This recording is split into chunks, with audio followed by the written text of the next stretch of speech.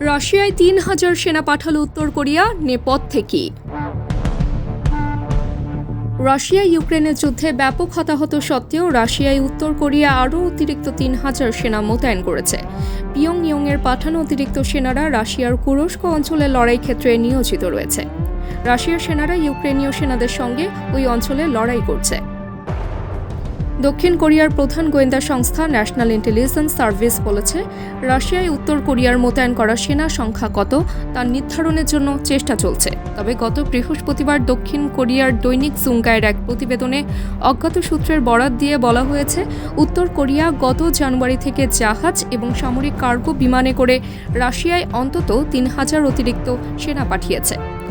NBC news দাবি করছে, উত্তর কোরিয়ার পাঠানো এই সেনারা ইউক্রেনের বিরুদ্ধে রাশিয়ার পক্ষে সম্মুখ সারির লড়াইয়ের দায়িত্বে রয়েছে। ইউক্রেন যুদ্ধে লড়াইয়ের জন্য গত বছর রাশিয়ায় ১১,০০০-এর বেশি সেনা মোতায়েন করে উত্তর কোরিয়া। ইউক্রেন ও পশ্চিমা বিশেষজ্ঞরা বলছেন, রাশিয়ার সেনারা উত্তর কোরিয়ার অস্ত্র ব্যবহার করেছে।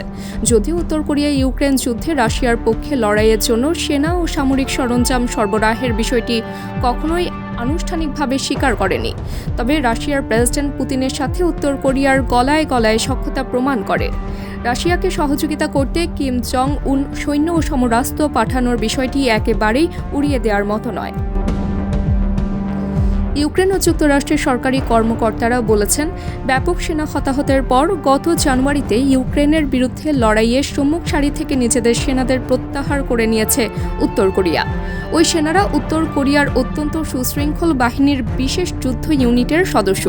পূর্ব ইউরোপের উন্মুক্ত এবং সমতল যুদ্ধক্ষেত্রের বিষয়ে তাদের তেমন প্রস্তুতি নেই, যে কারণে ড্রোন হামলায় এই সেনাদের ব্যাপক হতাহত ঘটেছে বলেও দাবি করা হচ্ছে।